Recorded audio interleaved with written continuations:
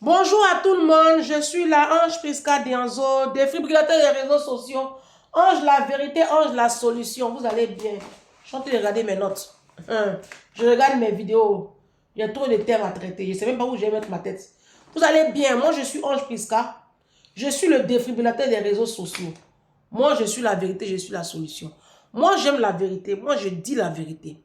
Je vais vous dire une chose. Vous savez comment je m'appelle? Je m'appelle Dianzo.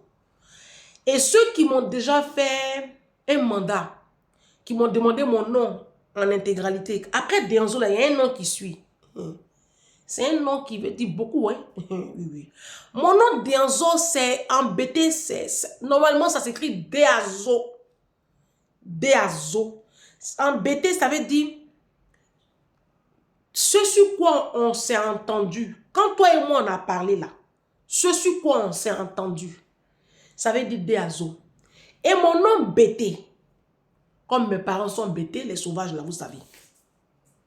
Le nom que ma maman m'a donné, elle m'a donné le nom de sa mère à elle. D'accord? Sa tante qui l'a élevée comme sa mère. D'accord? La petite soeur de son père. Elle m'a donné le nom, et ce nom-là, ça veut dire quelqu'un qui ne laisse pas à faire. Bon, je ne sais pas pourquoi ils m'ont donné le nom là, mais les noms, ça agit. Mon nom là, ça veut dire Gemeagbo. Quelqu'un qui ne laisse pas à faire. Si, si. Moi, à la base, je ne laisse pas faire. C'est parce que Jésus m'a touché. C'est ça, vous me voyez comme ça. Et puis, vous pensez que vous pouvez vous permettre tout et n'importe quoi avec moi. Ceux qui me connaissent depuis Abidjan, depuis Korogos, ils me voient même, ils disent que non, ce n'est pas la même personne. C'est Jésus qui fait ça. Sinon, en temps normal, quand je dépose Jésus, tu ne peux pas être moi. Hein. Parce que mon nom, ça veut dire quelqu'un qui ne laisse pas faire. Donc, vous qui êtes en train de me menacer là, vos menaces à 2, 3 sous. Parce que souvent, quand vous êtes sur votre téléphone, vous avez du zèle. Vous proférez des menaces à tout va. Je vais me placer devant vous. Vous ne pourrez même pas me regarder en face. Et puis, je vais vous dire une chose. Je n'ai pas peur de vous. Non. Je suis une femme, oui. Mais je n'ai pas peur de vous. Et vos menaces ne me font pas du tout peur. Et si même ce sont des trucs spirituels, là même encore, parce que le Dieu que je sais qui je sais. Vous savez, on est sur les réseaux sociaux comme ça là. On n'a pas tous les mêmes prix. Hein? Oui, dans le monde spirituel, je veux dire. D'accord? Continuez. Vous pensez que c'est tout le monde en attaque. La partie où tu vas te réveiller un matin et puis tu as perdu ta santé. Tu as perdu ton travail. Et puis ta vie est mélangée là. C'est pas loin. Faut aller demander à ma prof de gestion à la comment il s'appelle là? À la faculté des choses, à la chambre des métiers de Melun. Oui, oui. Faut aller lui demander. Elle a été raciste avec moi. Je ne sais pas ce que je lui ai fait. Je la regardais comme ça. Le Saint-Esprit dit laisse, je m'en occupe. Elle a perdu. Ils l'ont radié. Le président de la chambre des métiers de la Seine-et-Marne l'a radié. J'ai demandé à l'école là-bas, mais qu'est-ce qu'elle a fait? Ils disent qu'ils ne me disent pas, mais moi j'ai ma petite idée là-dessus. J'ai prié pour cette femme. Cette femme m'a persécutée. Moi, je lâchais la formation. Ma grand-sœur m'a dit, tu ne peux pas lâcher la formation à cause de celle-là. Tu vas continuer ta formation. Tu auras ton diplôme. Laisse-la. Toi, tu n'es pas venu pour ça. Elle m'a persécutée. À chaque fois que j'allais à son cours, j'étais lourde. Et j'ai commencé à prier. Et j'ai commencé à jeûner et à prier pour que Dieu m'apaise. Et c'est comme ça que j'ai terminé ma formation avec elle. Quelque temps après, j'apprends qu'elle a été radiée. Elle ne peut plus enseigner dans toutes les chambres de métiers de tout le département de la Seine-et-Marne. C'est Jésus qui fait ça. Donc, quand vous vous attaquez à moi, là, faites beaucoup attention à vous. Et quand j'ai appris ça, j'ai commencé à prier, demander pardon au Seigneur. Seigneur, épargne sa vie. Dernièrement, j'ai appris qu'elle était très malade. Ne vous amusez pas avec moi. Hein. Moi, je ne suis pas simple. Hein. Ne vous amusez pas du tout avec moi. Ange Prisca Denzo, prenez vos tabourets, ça va encore défibriller. J'ai vu dernièrement là, les jours derniers là, j'ai vu le président sénégalais qui est en visite à Paris. Bien évidemment, c'est comme ça. Dès qu'ils prennent, vous savez, les chefs d'État africains, c'est les sous-préfets de la France. Donc, il était là. Et puis, je le vois avec une seule femme. Pourtant, non, attendez. Le monsieur là, il a 2 femmes. C'est pas ça? Vous, les Sénégalais, vous dites que chez vous, c'est la polygamie, que la polygamie est légale. C'est pas ça? Mais si la polygamie est légale, là, normalement, quand il se déplace en visite là, il se déplace avec ses 2 femmes. Il se déplace pas avec la première. Lui-même, son cœur est sur la deuxième. C'est parce qu'il n'aime plus la première qu'il a pris la deuxième. Mais comme ça a fait désordre, qu'il laisse la première et puis qu'il prenne la deuxième, c'est pour ça qu'il a pris la deuxième. Mais quand elle-même, la deuxième, même, tu la vois, tu sais qu'elle-même, c'est pas sa place. Elle-même, c'est que c'est pas sa place. Et c'est que la deuxième, elle a gonflé son nez là-bas. Monsieur le président du Sénégal, moi, je ne vous comprends pas. Vous dites que vous assumez la polygamie. D'accord? Mais quand vous vous déplacez-vous avec vos épouses. Ah non, vous n'allez pas venir me dire que non, et puis c'est mamie, c'est l'auto. Déplacez-vous avec vos épouses. Vous savez ce qui s'est passé? Ce qui a sûrement dû se passer, je préfère m'exprimer ainsi. Le président français Macron lui a dit, hey, tes bêtises là, tu ne me ramènes pas tes conneries là ici. Tu choisis une, puis tu viens. Ou mais tu restes là-bas. Ah si, ça rigole pas. Pourquoi? Parce que les présidents africains ne font pas le poids. Ils ne peuvent pas parler devant la France. Par contre, Kadhafi, lui, il pouvait parler. Ah oui, parce que les caprices là, les présidents français là, quand il s'agit des grandes puissances, ils s'alignent.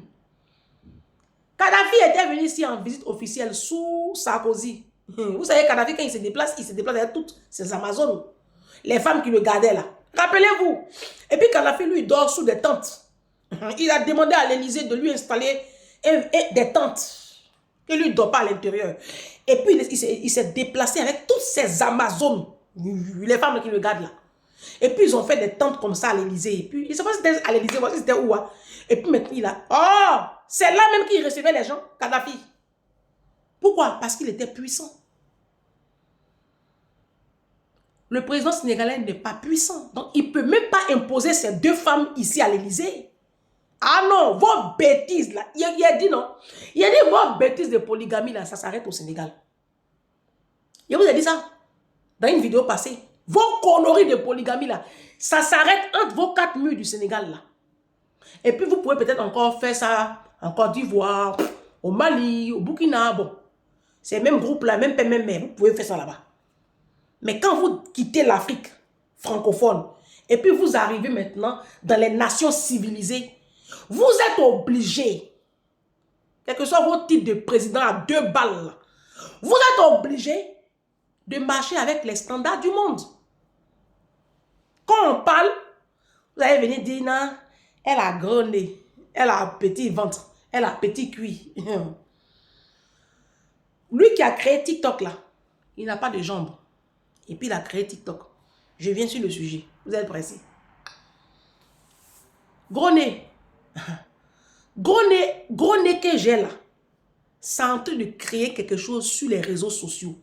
Moi, j'impacte des vies. Malgré mon gros nez. Toi, tu as petit nez. Tu ne peux même pas changer la destinée de ta mère. Ta mère dort dans l'eau de caca. Ton papa même là. Tu ne peux même pas enlever comme ça 5 000 €. Mais sur le compte de ton papa.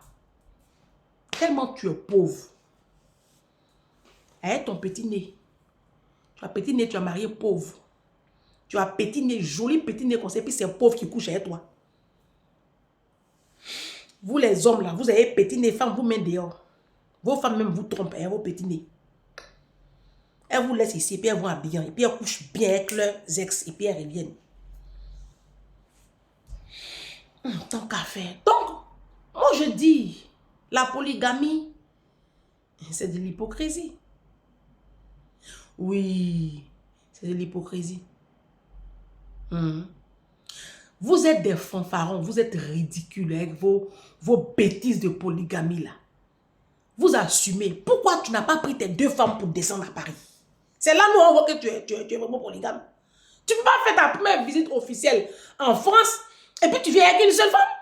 Mon frère, vous-même voyez, si ma vidéo là n'a pas un sens, hein? Faut venir avec tes 2 femmes. Là, on sait que les Sénégalais sont dans la polygamie.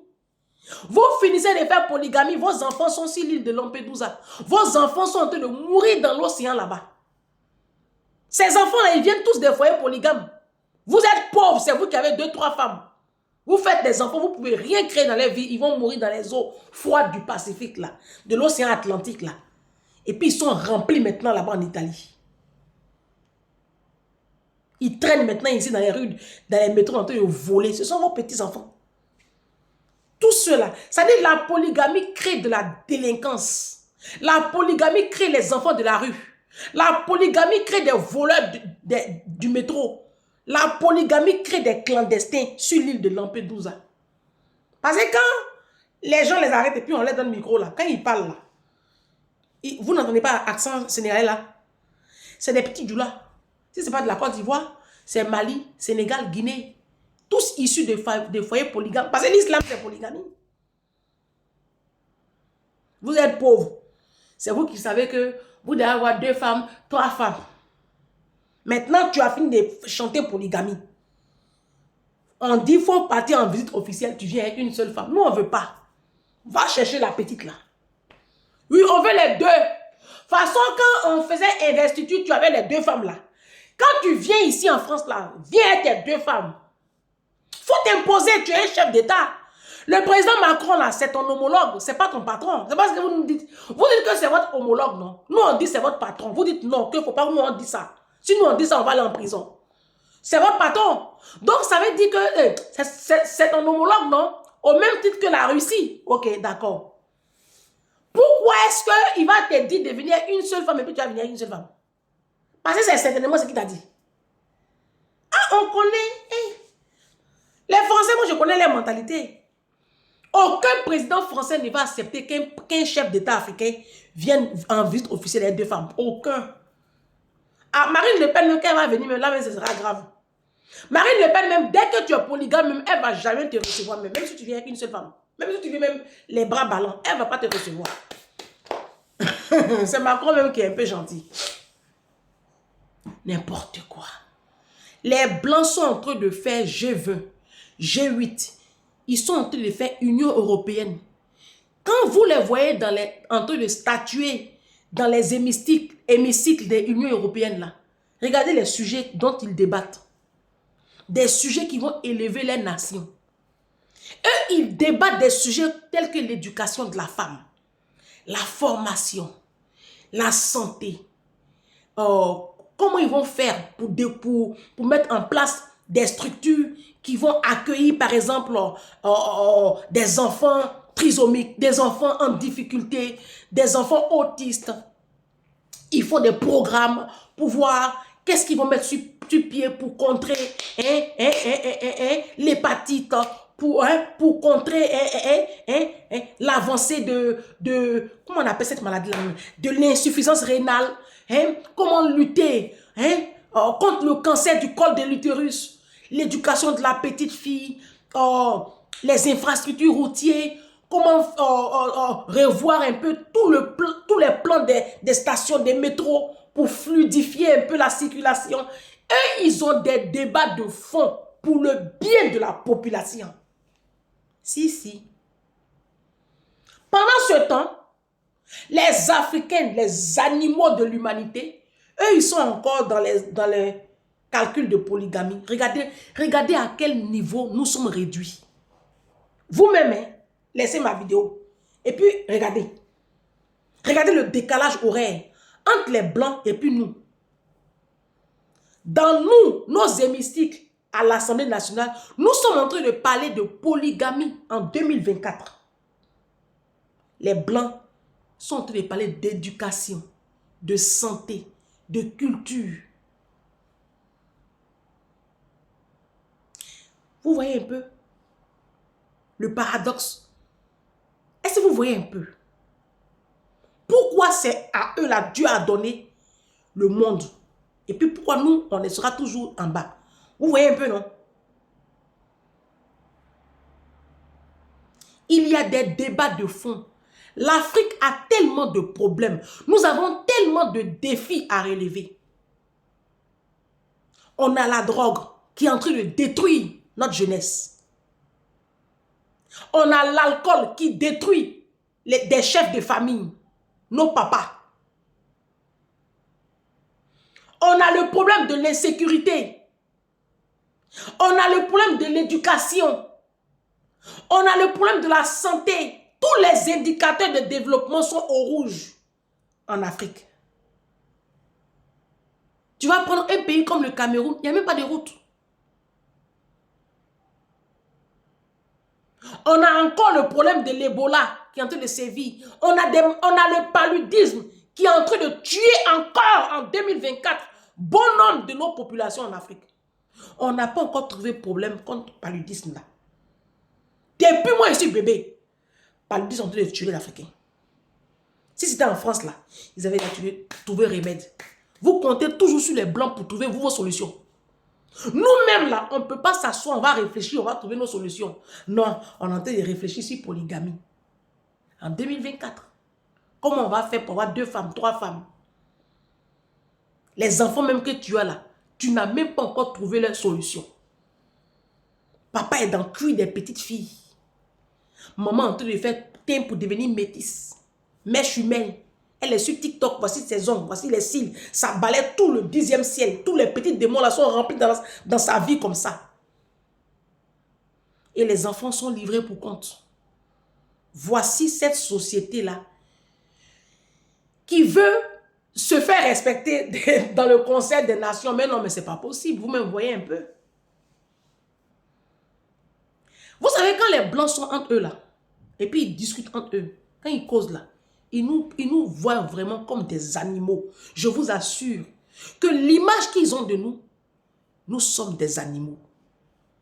Je vous assure. Et je sais de quoi je vous parle. Parce que ce n'est pas possible qu'en 2024, on soit à ce niveau-là.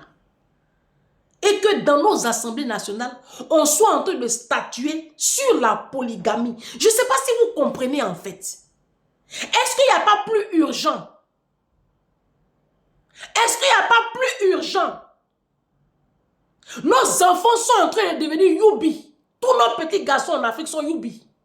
Nos petites filles sont de l'autre côté. La délinquance, les enfants ne veulent plus aller à l'école. Tout le monde veut être blogueur. Tout le monde veut être star. Les petites filles là fument chicha. Elles fument la drogue. Les petits garçons. Tu vois des enseignants qui sont tenus de donner, de dispenser l'éducation. Qui sauvent des pots, des virées nocturnes avec leurs élèves. Des enseignants du primaire qui enseignent des petites filles en CM2. On n'a pas de problème en Afrique. Vous ne pensez pas qu'il y a des problèmes plus urgents que la polygamie? Sérieux, hein? C'est juste une question que je vous pose. Quand tu vois encore que le taux de mortalité, une femme va accoucher en Afrique, tu te demandes si ta femme va te revenir vivante. En 2024, nos hôpitaux ne sont pas équipés. La santé est un défi en Afrique. Tu es pauvre, tu meurs. Rien que pour une ordonnance de 10 000 qui n'est pas payée.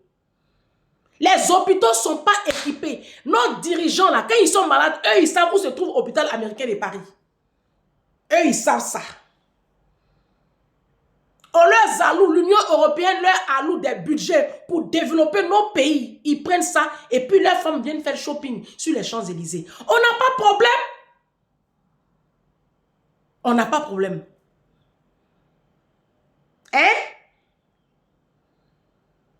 Quand tu vois comment les enfants sont volés dans les hôpitaux, la guerre à Goma, ça fait 30 ans, les enfants du Congo sont en train d'être violés, tués dans l'est du Congo. On n'a pas de problème. Nous, on ne peut pas créer une Union africaine et puis on va statuer sur les vrais défis de l'Afrique. Nous, on va parler de polygamie.